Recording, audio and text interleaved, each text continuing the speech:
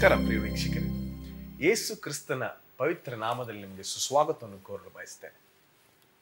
ಸತ್ಯವೇದದಲ್ಲಿ ಸಾಕಷ್ಟು ವಚನಗಳು ಕೆಲವೊಮ್ಮೆ ಕಷ್ಟ ಅನಿಸ್ತವೆ. ಆ ಒಂದು ಕಷ್ಟವನ್ನು ನೀಗಿಸೋಕ್ಕೆ ಈ ಕಾರ್ಯಕ್ರಮವನ್ನು ನಾವು ಏರ್ಪಡಿಸಿದ್ದೇವೆ. ಕಾರ್ಯಕ್ರಮಕ್ಕೆ ಮೆರುಗನ್ನು ನೀಡುವ ವಿಷಯದಲ್ಲಿ ಇಬ್ಬರು ಬೋಧಕರು ಬಂದಿದ್ದಾರೆ. ಬನ್ನಿ ಅವರನ್ನು ಸ್ವಾಗತ ಮಾಡೋಣ. ನಮಸ್ಕಾರ. ನಮಸ್ಕಾರ. ನಮಸ್ಕಾರ. ನಮಸ್ಕಾರ. ಬೋಧಕರೇ, ಮತ್ತಾಯನು ಬರೆದ ಸುವಾರ್ತೆ 16ನೇ ಅಧ್ಯಾಯ 14ರಲ್ಲಿ ಒಂದು ಮುಖ್ಯವಾಗಿರ್ತಕ್ಕಂಥ ಒಂದು ವಚನ ಇದೆ. ಕೆಲವು ದಿನಗಳ ಹಿಂದೆ ನಮ್ಮ ಪುಲಕೇಶಿ ನಗರ ಪೊಲೀಸ್ ಠಾಣೆ ಪಕ್ಕದಲ್ಲಿ ಒಬ್ಬರು ಸ್ನೇಹಿತರು ಹೇಳಿದ್ರು, ಈ ವಚನವನ್ನು ತೆಗೆದುಕೊಂಡು ನೋಡಪ್ಪ, ನಮ್ಮ ಇದರಲ್ಲಿ ಇರ್ತಕ್ಕಂಥ ಸೆಂಟ್ ಪೀಟರ್ಸ್ ಚರ್ಚು ದೇವರು ಆದೇಶ ಮಾಡಿ ನಾವು ಆ ಚರ್ಚ್ನ ಕಟ್ಟಿದ್ದೇವೆ. ಆನ್ ದಿಸ್ ರಾಕ್, ಈ ಬಂಡೆಯ ಮೇಲೆ ನಾನು ಸಭೆಯನ್ನು ಕಟ್ತೀನಿ ಅನ್ನತಕ್ಕಂಥದ್ದು. ಸ್ವಲ್ಪ ಅದರ ಬಗ್ಗೆ ನಿಜವಾದ ಸತ್ಯ ಯಾವುದು ಅಂತ ಹೇಳ್ತೀರಾ? ಖಂಡಿತವಾಗಿ ಈ ವಚನ ಬಹಳ ಗಲಿಬಿಲಿಯನ್ನುಂಟು ಮಾಡಿದೆ, ಗೊಂದಲ ಉಂಟು ಮಾಡಿದೆ, ಅಸತ್ಯದ ಕಡೆಗೆ ಅನೇಕರನ್ನ ನಡೆಸ್ತಾ ಇದೆ. ಯಾಕಂದರೆ ಅದನ್ನು ತಪಾರ್ಥ ಮಾಡ್ಕೊಂಡಿದ್ದಾರೆ. ಯಾವಾಗ ನಾವು ಪವಿತ್ರಾತ್ಮ ಪ್ರೀತರಾಗಿ ದೇವರ ವಾಕ್ಯನ ನಾವು ಸರಿಯಾಗಿ ಓದ್ತೇವೆ, ಆಗ ಸರಿಯಾದ ಅರ್ಥ ತಿಳ್ಕೊಳ್ಳಿಕ್ಕೆ ಸಾಧ್ಯತೆ ಆಗುತ್ತೆ. ಈ ವಚನದ ಹಿಂದೆ ಯೇಸು ಸ್ವಾಮಿ ತನ್ನ ಶಿಷ್ಯನಾದಂಥ ಪೇತ್ರನನ್ನು ಕರೆದು ಆತನು ಹೀಗೆ ಹೇಳ್ತಾನೆ, ಸಿಮೆಯೋನ್ ಪೇತ್ರನು, ನೀನು ಬರಬೇಕಾಗಿರುವ ಕ್ರಿಸ್ತನು ಜೀವಸ್ವರೂಪನಾದ ದೇವರ ಕುಮಾರನು ಎಂದು ಉತ್ತರ ಕೊಟ್ಟನು. ಅದಕ್ಕೆ ಯೇಸು, ಯೋನನ ಮಗನಾದ ಸಿಮೆಯೋನನೇ, ನೀನು ಧನ್ಯನು. ಈ ಗುಟ್ಟು ನಿನಗೆ ತಿಳಿಸಿದವನು ನರ ಮನುಷ್ಯನಲ್ಲ, ಪರಲೋಕದಲ್ಲಿರುವ ನನ್ನ ತಂದೆಯೇ ತಿಳಿಸಿದನು. ಮತ್ತು ನಾನು ನಿನಗೆ ಒಂದು ಮಾತನ್ನು ಹೇಳುತ್ತೇನೆ, ಅದೇನೆಂದರೆ ನೀನು ಪೇತ್ರನು. ಅಲ್ಲಿ ಅಲ್ಪ ವಿರಾಮ ಇದೆ. ಅಲ್ಪ ವಿರಾಮ ಹಾಕಿ, ಈ ಬಂಡೆಯ ಮೇಲೆ ನನ್ನ ಸಭೆಯನ್ನು ಕಟ್ಟುವೆನು. ಪಾತಾಳ ಲೋಕದ ಬಲವು ಅದನ್ನು ಸೋಲಿಸಲಾರದು. ಪರಲೋಕ ರಾಜ್ಯದ ಬೀಗದ ಕೈಗಳನ್ನು ನಿನಗೆ ಕೊಡುವೆನು ಎಂದು ಹೇಳಿದ. ಈ ವಚನ ಸ್ವಾಮಿ ತನ್ನನ್ನು ಉದ್ದೇಶಿಸಿ ಹೇಳಿದ. ಈ ಬಂಡೆ ಮೇಲೆ ನಾನು ಸಭೆಯನ್ನು ಕಟ್ತೇನೆ. ಈ ಬಂಡೆಯ ಮೇಲೆ ಕಟ್ಟಿದಂಥ ಸಭೆಯನ್ನು ಪಾತಾಳ ಲೋಕ ಅದನ್ನು ಸೋಲಿಸಲಾರದು ಎಂಬುದಾಗಿ ದೇವರು ಉದ್ದೇಶಿಸಿ ಹೇಳಿದರು. ಆದರೆ ಅನೇಕರು ತಿಳ್ಕೊಂಡಿದ್ದಾರೆ ಈ ವಚನವನ್ನು ಸ್ವಾಮಿ ಪೇತ್ರನಿಗೆ ಹೇಳಿದೆ ಎಂಬುದಾಗಿ. ಅದಕ್ಕೆ ಸ್ವಾಮಿ ಪೇತ್ರನ ಉದ್ದೇಶ ಹೇಳಿದ, ನೀನು ಪೇತ್ರ. ಇಬ್ರಿಯ ಭಾಷೆಯಲ್ಲ, ಗ್ರೀಕ್ ಭಾಷೆಯಲ್ಲಿ ಆತನನ್ನು ಪೆಟ್ರೋಸ್ ಅಂತ ಹೇಳಿದ್ರೆ ಉರುಳುವ ಬಂಡೆ, ಉರುಳುವ ಕಲ್ಲು ಅಂತ ಬಂಡೆ ಸಣ್ಣ ಕಲ್ಲು, ಉರುಳುವ ಕಲ್ಲು. ಆದರೆ ಈ ಬಂಡೆ ಸ್ಥಿರವಾದ ಬಂಡೆ. ನೀವು ಹೀಬ್ರೂ ಮತ್ತು ಗ್ರೀಕ್ ಒಂದು ವಿದ್ಯಾಭ್ಯಾಸವನ್ನ ಮಾಡಿದ್ದೀರಾ ಅಲ್ವೇ? ನಾನು ಗ್ರೀಕ್ ಭಾಷೆ ಮಾಡಲಿಲ್ಲ, ಇಬ್ರಿಯ ಭಾಷೆಯನ್ನ ತೆಗೆದುಕೊಂಡು ನಮ್ಮ ವೀಕ್ಷಕರಿಗೆ ಗೊತ್ತಾಗಬೇಕು. ಇಲ್ಲಿರ್ತಕ್ಕಂಥವ್ರು ಅದನ್ನ ಆಳವಾಗಿ ಹೋಗಿ ಉತ್ತರವನ್ನು ಕೊಡ್ತಾ ಇದ್ದಾರೆ, ಅದಕ್ಕೆ ನಾನು ಅದನ್ನು ಕೇಳಿದೆ. ಮುಂದುವರಿಸಿ. ಆ ಪ್ರಯುಕ್ತವಾಗಿ ಪೆಟ್ರೋಸ್ ಸ್ವಾಮಿ ಹೇಳ್ತಾರೆ, ನೀನು ಪೆಟ್ರೋಸ್ ಅಂದರೆ ಉರುಳುವ ಕಲ್ಲು. ಆದರೆ ಈ ಬಂಡೆ ಸ್ಥಿರವಾದ ಬಂಡೆ. ಪೆಟ್ರ ಅಂದರೆ ಬಂಡೆ, ಸ್ಥಿರವಾದ ಬಂಡೆ. ಅದೇ ಪೇತ್ರ ಮುಂದೆ ಹೇಳ್ತಾನೆ, ಈ ಸಭೆ ಆ ಬಂಡೆ ಮೇಲೆ ಕಟ್ಟಲ್ಪಟ್ಟಿದೆ ಎಂಬುದಾಗಿ ಕ್ರಿಸ್ತನ ಉದ್ದೇಶಿಸಿ ಹೇಳ್ತಾ ಇದ್ದಾನೆ. ಪೌಲನೂ ಸಹ ಭಾಳ ಸ್ಪಷ್ಟವಾಗಿ ಹೇಳ್ತಿದ್ದಾನೆ 1 ಕೊರಿಂಥದಲ್ಲಿ, ಆ ಸಭೆಯ ಈ ಮೂಲೆಗಲ್ಲು ಕ್ರಿಸ್ತನೇ ಮೂಲೆಗಲ್ಲು. ನೀವೆಲ್ಲರೂ ಆ ಬಂಡೆಯಿಂದ, ಯಾರು ನಮ್ಮ ಪೂರ್ವಿಕರು ಇಸ್ರೇಲ್ ಜನರು ಅರಣ್ಯದಲ್ಲಿ 40 ವರ್ಷ ಪ್ರಯಾಣ ಮಾಡುವಾಗ ಆ ಬಂಡೆಯಿಂದಲೇ ನೀರನ್ನು ಕುಡಿದರೆ, ಆ ಬಂಡೆ ಯಾರಂತ ಹೇಳಿದ್ರೆ ಯೇಸು ಕ್ರಿಸ್ತನೇ ಎಂಬುದಾಗಿ ಕ್ರಿಸ್ತನನ್ನು ಉದ್ದೇಶಿಸಿ ಹಿಡಿದ್ದಾನೆ. ಪ್ರಿಯ ವೀಕ್ಷಕರೇ, ಈ ಕಾರ್ಯಕ್ರಮವನ್ನು ವೀಕ್ಷಿಸ್ತಕ್ಕಂಥ ನಮ್ಮ ಬೇರೆ ಸಹೋದರರು, ನಮ್ಮ ಸಭೆಗೆ ಸೇರದೇ ಇರತಕ್ಕಂಥ ಬೇರೆ ಸಹೋದರರು, ಇದೊಂದು ತುಂಬ ಮುಖ್ಯವಾಗಿರ್ತಕ್ಕಂಥ ಒಂದು ವಚನ. ಅದನ್ನು ನಾವು ಚೆನ್ನಾಗಿ ಅರ್ಥ ಮಾಡಿಕೊಂಡ್ರೆ ಖಂಡಿತವಾಗ್ಲೂ ನಮಗೆ ಸತ್ಯ ಗೊತ್ತಾಗುತ್ತೆ. ಮುಂದುವರ್ಸೋಣ. ಬೋಧಕರಾದ ಪೀಟರ್ ಅವರು ಇರೋದು ತುಂಬ ಸಂತೋಷ. ನಾವು ಪ್ರಕಟಣೆ 12ನೇ ಅಧ್ಯಾಯಕ್ಕೆ ಬರ್ತಾ ಇದ್ದೇವೆ. ಇಲ್ಲಿ ಒಂದು ತುಂಬ ಮುಖ್ಯವಾಗಿರ್ತಕ್ಕಂಥದ್ದು, ಈಗ ನಾವು ಅದನ್ನು ತೆಗೆದ ತಕ್ಷಣ ಅರ್ಥನೇ ಆಗೋದಿಲ್ಲ. ಸೊ ದಯವಿಟ್ಟು ಪ್ರಕಟಣೆ 12ನೇ ಅಧ್ಯಾಯದಲ್ಲಿ ಇರ್ತಕ್ಕಂಥ ಮುಖ್ಯ ಅಂಶ ಯಾವುದು ಅಂತ ಸ್ವಲ್ಪ ಹೇಳಿ. ಪ್ರಕಟಣೆ 12ರಲ್ಲಿ ಒಬ್ಬ ಸ್ತ್ರೀಯ ಬಗ್ಗೆ ಅದು ಹೇಳ್ತದೆ. ಆ ಸ್ತ್ರೀ ಯಾರು ಎಂಬುದನ್ನು ನಾವು ತಿಳಿದುಕೊಳ್ಬೇಕು.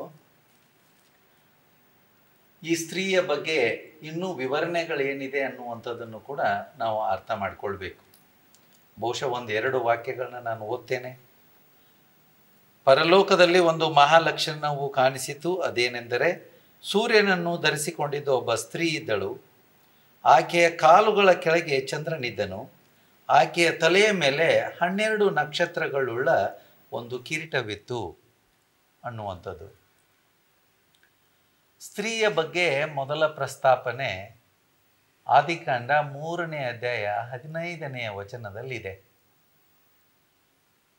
ಆ ಒಂದು ವಚನದಲ್ಲಿ ಇಡೀ ಮಾನವ ಕುಲಕ್ಕೆ ದೇವರು ಪಾಪದಲ್ಲಿ ಬಿದ್ದು ನಾಶನಕ್ಕೆ ಗುರಿಯಾದ ತಮ್ಮ ಆಯ್ಕೆಯ ಸ್ವಾತಂತ್ರ್ಯವನ್ನು ದುರುಪಯೋಗ ಪಡಿಸಿಕೊಂಡ ಈ ಮಾನವ ಕುಲ ಭೂಮಿಯ ಮೇಲೆ ನಾಶನಕ್ಕೆ ತುತ್ತಾಗಿರುವುದನ್ನು ಕಂಡು ಆತನ ಪ್ರೀತಿಯನ್ನು ಇಂತಹ ಜನಾಂಗಕ್ಕೆ, ಈ ಒಂದು ಸಂತತಿಗೆ, ತಾನು ಸೃಷ್ಟಿಸಿದ ಸಂತತಿಗೆ ರಕ್ಷಣೆ ಇದೆ ಎಂಬುದನ್ನು ಹೇಳಿದ.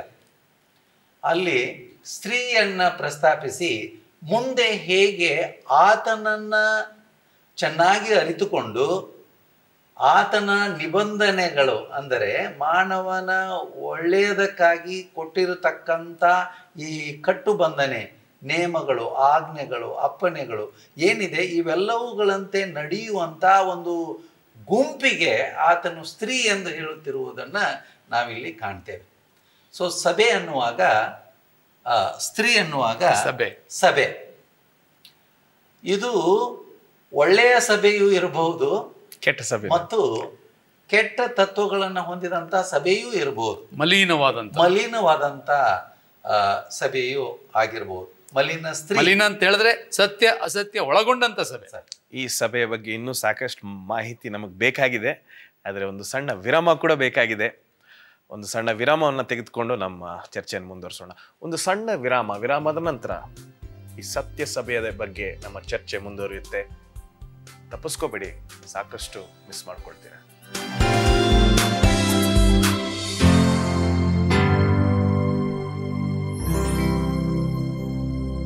ಸ್ವಾಗತ ಪ್ರಿಯ ವೀಕ್ಷಕರೇ. ಪ್ರಕಟಣೆ ಪುಸ್ತಕದ 12ನೇ ಅಧ್ಯಾಯವನ್ನ ಮತ್ತು ಇನ್ನು ಇತರ ವಚನಗಳನ್ನು ನಾವು ಚರ್ಚೆ ಮಾಡ್ತಿದ್ದೀವಿ. ಬನ್ನಿ ನಮ್ಮ ಚರ್ಚೆಯನ್ನು ಮುಂದುವರಿಸೋಣ. ನಾವು ವಿರಾಮಕ್ಕೆ ಹೋಗುವ ಮುನ್ನ ನೀವು ಸ್ತ್ರೀ ಸಭೆ ಆ ವಿಚಾರದಲ್ಲಿ ಮಾಹಿತಿಯನ್ನು ನೀಡ್ತಾ ಇದ್ರಿ, ದಯವಿಟ್ಟು ಮುಂದುವರಿಸಿ. ಆದಾಮ ಅವಳಿಂದ ಹಿಡಿದುಕೊಂಡು ಅವರಿಗೆ ಹುಟ್ಟಿರುವ ಮಕ್ಕಳನ್ನ ಹಾಗೂ ನಂತರ ಬಂದಂಥ ಸಂತತಿಯನ್ನು ನೋಡುವಾಗ ಯಾವಾಗಲೂ ತಮ್ಮ ಆಲೋಚನೆಗಳಂತೆಯೂ ಹಾಗೂ ಸೈತಾನನ ಪ್ರೇರಣೆಯಂತೆಯೂ ನಡೆಯುವಂಥ ಜನಾಂಗ ಒಂದು ಕಡೆ ಇದ್ದರೆ, ದೇವರ ಚಿತ್ತವನ್ನೇ ಬಯಸಿ ಆತನನ್ನು ಆರಾಧಿಸುತ್ತಾ ನಡೆದು ಬಂದ ಜನಾಂಗವೂ ಕೂಡ ಇದೆ. ಹೀಗೆ ಈ ಸ್ತ್ರೀ ಇಲ್ಲಿ ಪ್ರಕಟಣೆಯ ಪುಸ್ತಕದಲ್ಲಿ ಪ್ರವಾದನಾತ್ಮಕವಾಗಿ ಕಂಡು ಬಂದಂಥ ಈ ಸ್ತ್ರೀ ಯಾವ ರೀತಿ ಇದ್ದಳು ಅನ್ನುವಂಥ ಒಂದು ವಿಷಯ ನಮ್ಮ ಗಮನಕ್ಕೆ ಬರ್ತದೆ. ಇಲ್ಲಿ ಸೂರ್ಯನನ್ನು ಧರಿಸಿಕೊಂಡಿದ್ದಳು ಅಂತ ಇದೆ, ಆನಂತರ ಆಕೆ ಕಾಲುಗಳ ಕೆಳಗೆ ಚಂದ್ರನಿದ್ದನು ಅಂತ ಇದೆ. ಸೊ ಇಲ್ಲಿ ಈ ಸಭೆಯನ್ನು ನೋಡುವಾಗ ಸೂರ್ಯನನ್ನು ಧರಿಸಿಕೊಂಡಿದ್ದ ಸ್ತ್ರೀ ಅಂತ ನಾವು ನೋಡ್ತೇವೆ. ಅಂತಂದರೆ ಯೇಸು ಸ್ವಾಮಿಯ ನೀತಿಯನ್ನು ಪಡೆದು ಆ ನೀತಿಯನ್ನು ರೂಢಿ ಮಾಡಿಕೊಂಡಿದ್ದ ಸಭೆ ಅಂತ ನಮಗೆ ಗೋಚರವಾಗ್ತದೆ. ಅಂದರೆ ಯೇಸು ಸ್ವಾಮಿಯ ಗುಣಗಳನ್ನು ಈ ಸಭೆ ಹೊಂದಿದ್ದು ಪ್ರತಿಯೊಬ್ಬ ಸಭಿಕರು ಇವುಗಳನ್ನು ರೂಢಿ ಮಾಡ್ತಾ ಜನರಿಗೂ ಕೂಡ ಈ ತಿಳುವಳಿಕೆಯನ್ನು ಅವರು ಕೊಡ್ತಿದ್ರು, ಈ ಸಭೆಯವರು ಕೊಡ್ತಾರೆ ಅಂತ. ಓಕೆ, ಅದು ಚೆನ್ನಾಗಿ ಹೇಳಿದ್ರೆ. ಯಾಕೆ ನಾವು ಸಾಧಾರಣವಾಗಿ ಕೆಲವೊಮ್ಮೆ ಸ್ತ್ರೀಗೆ ಕೆಲವು ವಿಷಯಗಳನ್ನು ಹೋಲಿಸ್ತೀವಿ? ನಾನು ಇದು ಜನರಲ್ ಆಗಿ ಕೇಳ್ತಾ ಇದ್ದೀನಿ. ಸತ್ಯವೇದದಲ್ಲಿ ಕೂಡ ಸ್ತ್ರೀಯನ್ನ ಹೋಲಿಕೆ ಈಗ ಸಭೆಗಿದೆ. ಆ ಸ್ತ್ರೀ ಒಳ್ಳೆಯ ಯಾಕೆ ಸ್ತ್ರೀ ಆ ಒಂದು ಲಿಂಗವನ್ನ ಇವರು ಉಪಯೋಗಿಸಿದ್ದಾರೆ ಅಂತ ನಿಮಗೇನಾದರೂ ನಿಮ್ಮ ಸ್ವಂತ ಅನಿಸಿಕೆ? ಆದಿಯಲ್ಲಿ ದೇವರು ಬೋಧಕರು ಹೇಳ್ದಂಗೆ ಆದಿಕಾಂಡ 3ನೇ ಅಧ್ಯಾಯ 15ನೇ ವಚನದಲ್ಲಿ ಅದನ್ನು ಪ್ರಾರಂಭದಲ್ಲಿ ಓದಬೇಕಿತ್ತು. ಆವಾಗ ಭಾಳ ಸ್ಪಷ್ಟವಾಗ್ತಾ ಇತ್ತು. ನಿನಗೂ ಈ ಸ್ತ್ರೀಗೂ, ನಿನ್ನ ಸಂತಾನಕ್ಕೂ ಸ್ತ್ರೀಯ ಸಂತಾನಕ್ಕೂ ಹಗೆತನರು ಹಾಗೆ ಮಾಡುವೆನು. ಈಕೆಯ ಸಂತಾನವು ನಿನ್ನ ತಲೆಯನ್ನು ಜಜ್ಜುವುದು, ನೀನು ಅದರ ಹಿಮ್ಮಡಿಯನ್ನು ಕಚ್ಚುವಿ. ಪ್ರಾರಂಭದಲ್ಲೇ ದೇವರು ಪ್ರವಾದನೆ ನುಡಿದ. ಸ್ತ್ರೀ ಅಂತ ಹೇಳಿದ್ರೆ ಹವಳಲ್ಲ. ಅನೇಕರು ಈ ವಚನ ತೆಗೆದುಕೊಂಡು ಈ ವಚನ ಇದು ಸ್ತ್ರೀ ಅಂತ ಹೇಳಿದ್ರೆ ಹವಳಿಗೂ ಮತ್ತು ಸರ್ಪಕ್ಕೂ ಇರ್ತಕ್ಕಂಥ ದ್ವೇಷ ಅಂತ ತಿಳ್ಕೊಂಡಿದ್ದಾರೆ. ಇಲ್ಲ, ಇದು ಬಹಳ ಆಳವಾದ ಅರ್ಥ ಇದೆ. ಇದು ಮುಂದೆ ಬರಬೇಕಾದಂಥ ಪ್ರವಾದನೆಯನ್ನು ಸ್ವಾಮಿ ಹಾದಿಯಲ್ಲೇ ನುಡಿದ. ಆ ಸ್ತ್ರೀ ಸಂತಾನ ಯಾರಂತ ಹೇಳಿದ್ರೆ ಯೇಸು ಸ್ವಾಮಿ. ಕ್ರಿಸ್ತನಿಗೂ ಮತ್ತು ಸೈತಾನಿಗಿರ್ತಕ್ಕಂಥ ಹಗೆತನ ಸ್ವಾಮಿ ಅದನ್ನು ಓಂ ಶ್ರೀ ವೃಕ್ಷಶೂಲ ಅರುದೋಯ ನಮಃ ಅಂತ ಹೇಳಿ ಶ್ಲೋಕದಲ್ಲಿ ಹೇಳ್ತಾರೆ. ವೃಕ್ಷವೆಂಬ ಕಂಬದ ಮೇಲೆ ಸದ್ದೇವರೇ ನಿನಗೆ ನಮಸ್ಕಾರ. ಯೇಸು ಸ್ವಾಮಿ ಶಿಲ್ಬೆ ಮೇಲೆ ಸತ್ತಾಗ ಸೈತಾನನ ತಲೆ ಜಜ್ದೆ ಎಂಬುದಾಗಿ ಹೇಳ್ತಾರೆ. ತುಂಬ ಚೆನ್ನಾಗಿ ಹೇಳಿದ್ರಿ. ನಾನು ನಿಮ್ಮನ್ನು ನಿಲ್ಲಿಸ್ಬಿಟ್ಟೆ, ಮುಂದುವರಿಸಿ. ಸೊ ಈ ಸಭೆ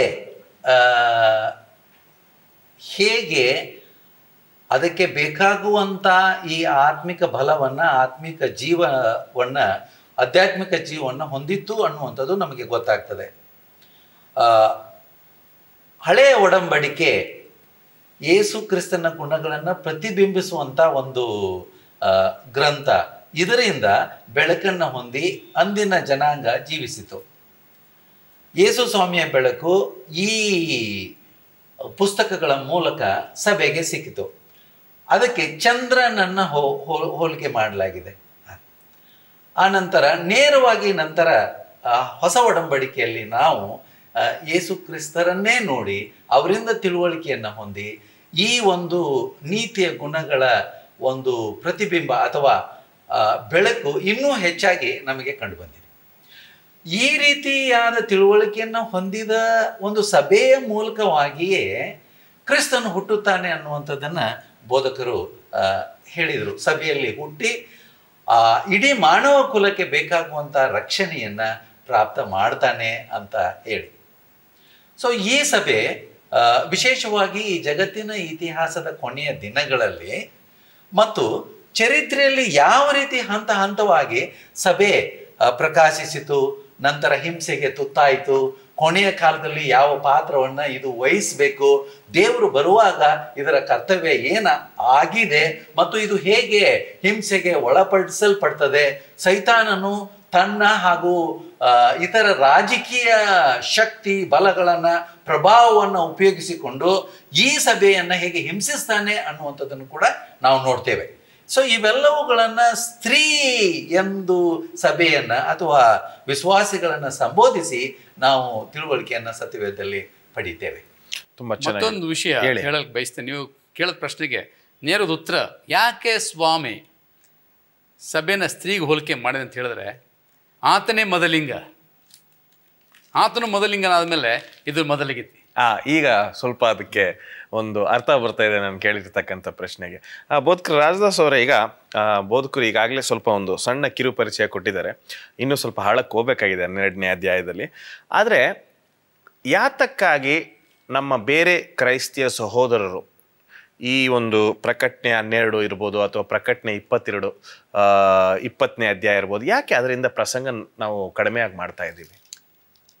ಕಾರಣ ಇಷ್ಟೇ, ಯಾಕಂದರೆ ಸತ್ಯ ಸ್ವಲ್ಪ ತೀಕ್ಷ್ಣವಾಗಿರ್ತದೆ. ಸತ್ಯ ನೇರವಾಗಿ ಹೇಳುತ್ತೆ. ಆ ರೀತಿ ನೇರವಾಗಿ ಹೇಳೋ ಸಂದೇಶಗಳು ಅವ್ರಿಗೆ ಬೇಕಾಗಿಲ್ಲ. ಯಾಕಂದರೆ ಇಲ್ಲಿ ಪ್ರಕಟಣೆ ಪುಸ್ತಕದಲ್ಲಿ ದೇವರು ಬೋಧಕ ಹೇಳ್ದಂಗೆ ಸತ್ಯ ಸಭೆ ಪರಿಶುದ್ಧವಾದ ಕನ್ಯೆ ಪರಿಶುದ್ಧ ಸಭೆಗೆ ಸೂಚಿಸ್ತದೆ. ಮತ್ತು ಜಾರ ಸ್ತ್ರೀ ಅಂತ ಮತ್ತೊಂದು ಕಡೆ ಸ್ವಾಮಿ ಹೇಳ್ತಿದ್ದಾರೆ. ಜಾರ ಸ್ತ್ರೀ ಅಂತ ಹೇಳಿದ್ರೆ ಸತ್ಯ ಮತ್ತು ಸಂಪ್ರದಾಯ ಒಳಗೊಂಡಂಥ ಸಭೆಗಳು. ಇವತ್ತು ಅಂಥ ಸಭೆಗಳಿಗೆ ಈ ಸತ್ಯ ಏನಾಗುತ್ತೆ, ಕಹಿಯಾಗಿ ಕಾಣುತ್ತೆ.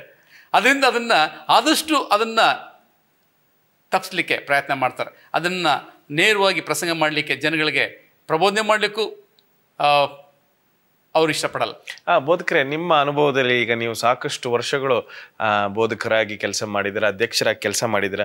ನಿಮ್ಮ ಕೈ ಕೆಳಗೆ ಕೆಲಸ ಮಾಡಿದಂಥ ಅಧಿಕಾರಿ ಬೋಧಕ ವರ್ಗದವ್ರಿಗೆ ಹೇಳಿದ್ದೀರ, ದಯವಿಟ್ಟು ನೀವು ಬರೀ ಪ್ರಕಟಣೆಯಲ್ಲಿ ಮಾಡಿ, ದಾನಿಯೇಲನ ಪುಸ್ತಕದಲ್ಲಿ ಮಾಡಿ ಅಂತ ಯಾವಾಗಾದ್ರೂ ಅವ್ರಿಗೆ ಕೊಟ್ಟಿದ್ದೀರಾ? ಬರೀ ಇವುಗಳನ್ನೇ ಮಾಡು ಎಂದು ಹೇಳೋದಿಲ್ಲ ನಾನು.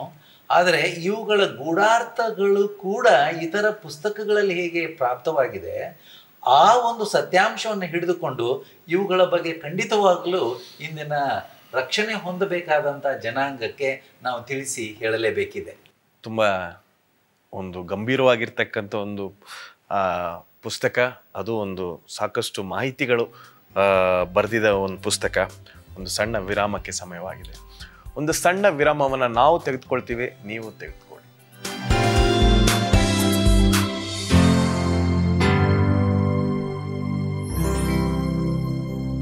ವೆಲ್ಕಮ್ ಬ್ಯಾಕ್ ಪ್ರಿಯ ವೀಕ್ಷಕರೇ. ಬನ್ನಿ ನಮ್ಮ ಚರ್ಚೆ ಮುಂದುವರಿಸೋಣ. ವಿರಾಮಕ್ಕೆ ಹೋಗುವ ಮುನ್ನ ಈ ಒಂದು ಪುಸ್ತಕದ ಮಹತ್ವದ ಬಗ್ಗೆ ನಾವು ಮಾತಾಡ್ತಿದ್ವಿ. ತಿರ್ಗಾ ಈ ಪ್ರಕಟಣೆ 12ರಲ್ಲಿ ಕೆಲವು ಅಂಶಗಳನ್ನು ನಾವು ಹೇಳಿ ನಮ್ಮ ಈ ಚರ್ಚೆಯನ್ನು ಮುಕ್ತಾಯ ಮಾಡೋಣ. ಸಭೆಗಳು ಅನ್ನುವಾಗ, ಪಂಥಗಳ ಗುಂಪುಗಳು ಅನ್ನುವಾಗ, ನಾವು ಯಾವುದೇ ಒಬ್ಬ ನಮ್ಮ ನಾಯಕ ಅಥವಾ ಮುಂದಾಳು, ನಮಗಿಂತ ಸ್ವಲ್ಪ ಹೆಚ್ಚಾಗಿ ತಿಳಿದಂಥವರು, ಸ್ವಲ್ಪ ಹಣ ವಿನಿಯೋಗ ಮಾಡಿಕೊಂಡು ಸಂಸ್ಥೆಯನ್ನು ಸ್ಥಾಪಿಸಿದವರು, ಇವರ ಒಂದು ಹಂಗಿನಲ್ಲಿ ಬಿದ್ದು ಆ ತತ್ವಗಳು ಸರಿ ಇವೆಯೋ ತಪ್ಪಾಗಿವೆಯೋ ಎಂಬ ನಿಜವಾದ ಆ ತಿಳುವಳಿಕೆಯನ್ನು ಹೊಂದದೆ, ವಿವೇಚನೆಯನ್ನು ಮಾಡದೆ ನಾವು ಅನುಸರಿಸಿ ನಡೆಯುತ್ತಿದ್ದು ನಾಶನಕ್ಕೆ ಹೋಗ್ಬಹುದು ಅನ್ನುವಂಥ ಅಂಶವನ್ನು ಮತ್ತಾಯ 7:21-23 ವಾಕ್ಯದಲ್ಲಿ ಯೇಸು ಸ್ವಾಮಿಯವರು ಸ್ವತಃ ಹೇಳಿದ್ದಾರೆ. ಆತನ ಮಹಿಮೆಗಾಗಿ ಈ ದಿನ ನಮ್ಮ ಪ್ರಾರ್ಥನೆಗಳನ್ನು ಆತನ ಕೇಳ್ಬೋದು. ಆತನ ಹೆಸರನ್ನು ಹೇಳುವಾಗ ಅದ್ಭುತಗಳನ್ನು ಕೂಡ ಮಾಡ್ಬೋದು. ಆತನು ಹೇಳುವಂಥದ್ದು, ಧರ್ಮವನ್ನು ಮೀರಿ ನಡೆಯುವಂಥವರೇ ನೀವು ಯಾರು ನನಗೆ ಗೊತ್ತಿಲ್ಲ ಎಂದು ಜನರು ಆತನ ರಾಜ್ಯಕ್ಕೆ ಆತನು ಕರೆಯುವಾಗ, ಇವರು ನಾವು ಬರ್ತೇವೆ ಅಂತ ಹೇಳುವಾಗ ಇಂತಹ ಒಂದು ಕಠಿಣ ಪರಿಸ್ಥಿತಿ ಅನುಭವ ಇವರಿಗೆ ಉಂಟಾಗ್ಬೋದು. ಆದ್ದರಿಂದ ಈ ಒಂದು ಪ್ರಕಟಣೆ ಹಾಗೂ ದಾನಿಯೇಲನ ಪುಸ್ತಕಗಳನ್ನು ನಾವು ಕಲಿಯುವಾಗ ಈ ಸ್ತ್ರೀ ಎಂದು ಸಂಬೋಧಿಸಿದ ಈ ಸಭೆ ಈ ಒಂದು ಸತ್ಯವನ್ನು ತಮ್ಮ ಜೀವಿತದಲ್ಲಿ ಮತ್ತು ತಮ್ಮ ತತ್ವಗಳಲ್ಲಿ ಅಳವಡಿಸಿಕೊಂಡು ಇರ್ತಕ್ಕಂಥವರ ಮೂಲ ಲಕ್ಷಣಗಳು ಏನಾಗಿದೆ ಎಂಬುದನ್ನು ಅರಿತುಕೊಂಡು ಅವುಗಳಿಗೆ ಶರಣು ಹೋಗಿ ನಾವು ಇವರ ಆ ಹೆಸರಿನ ಈ ಹೆಸರಿನ ಗುಂಪುಗಳ ಕೆಳಗೆ ರಕ್ಷಣೆಯನ್ನು ಹೊಂದದೆ ದೇವರ ಮಕ್ಕಳಾಗಿ ಕರೆಯಲ್ಪಟ್ಟಿದ್ದೇವೆ ಎಂಬ ತಿಳುವಳಿಕೆ ಮೂಲಕ ರಕ್ಷಣೆಯನ್ನು ಹೊಂದಬೇಕಾಗಿದೆ. ತುಂಬಾ ಒಂದು ಗಟ್ಟಿಯಾಗಿರ್ತಕ್ಕಂಥ ಒಂದು ಶಕ್ತಿಶಾಲಿಯಾಗಿರ್ತಕ್ಕಂಥ ವಿಷಯವನ್ನ ತಿಳಿಸಿದ್ದೀರಾ. ಹೇಳ್ಬೇಕಂತಿದೆ, ಸ್ತ್ರೀ ಹೇಗೆ ಪತಿಗೆ ಬದ್ಧಳಾಗಿರ್ತಾಳೋ, ನಂಬಿಗಸ್ತಲಾಗಿರ್ತಾಳೋ, ಪರಿಶುದ್ಧವಾಗಿರ್ತಾಳೆ, ಎಲ್ಲಿ ತನಕ ಆಕೆ ಪವಿತ್ರವಾಗಿರ್ತಾಳೆ ಅಲ್ಲಿ ತನಕ ಮಾತ್ರ ಆಕೆಗೆ ಆ ಒಂದು ಗೌರವ ಸ್ಥಾನಮಾನ ಇರ್ತದೆ. ಯಾವಾಗ ಆಕೆ ಅಪವಿತ್ರಳಾಗ್ತಾಳೆ, ಅಪನಂಬಿಗಸ್ತಲಾಗ್ತಾಳೆ, ಆಗ ಗಂಡ ಆಕೆಯನ್ನು ನನ್ನವಳು ಅಂತ ಹೇಳಲಿಕ್ಕೆ ಸಾಧ್ಯ ಇಲ್ಲ. ಅದೇ ರೀತಿ ಇಲ್ಲಿ ಸಭೆಯನ್ನು ಸ್ವಾಮಿ ಸ್ತ್ರೀಗೆ ಹೇಗೆ ಹೋಲಿಸಿದ್ದಾನೆ ಅಂತ ಹೇಳಿದ್ರೆ, ಎಲ್ಲಿ ತನಕ ಈ ಸಭೆಯಲ್ಲಿದ್ದಂಥ ಭಕ್ತಾದಿಗಳು ಸತ್ಯವನ್ನು ಸತ್ಯವಾಗಿ ಅಂಗೀಕರಿಸ್ಕೊಂಡು ಸ್ವಾಮಿಗೆ ನಿಷ್ಠೆಯಿಂದ ಭದ್ರಾಗಿರ್ತಾರೆ, ಇರೋದನ್ನಾಗೆ ಹೇಳಿ ಅಂತ್ಯವ್ರನ್ನ ಸ್ವಾಮಿ ನನ್ನವರು ಅಂತ ಹೇಳ್ತಾರೆ. ಯಾವಾಗ ಅದನ್ನು ತಾತ್ಸಾರ ಮಾಡಿ ಅವರು ಜಾರತ್ವ ಅಂತ ಹೇಳಿದ್ರೆ ಶಾರೀರಿಕವಾಗಲ್ಲ, ಆದರೆ ಆತ್ಮಿಕವಾದಂಥ ಜಾರತ್ವ, ತಂದೆಯಾದ ದೇವರನ್ನು ನನ್ನವನು ಅಂತ ಹೇಳಿ ಇಹಲೋಕದ ಅಧಿಪತಿಯನ್ನು ಪ್ರೀತಿಸಿ ಈ ಲೋಕದ ಭೋಗಕ್ಕೆ ಒಳಗಾದಂಥ ಅಂತಹ ಸ್ತ್ರೀಯರು ಜಾರಣಿಗೆ ಹೋಲಿಕೆ ಆಗಿರ್ತಾರೆ. ಮುಗಿಸೋ ಸಮಯ ಆಗಿದೆ. ಮತ್ತಾಯನ ಬರೆದ ಸುವಾರ್ತೆಗೆ ನಾವು ಪುನಃ ಬರೋಣ.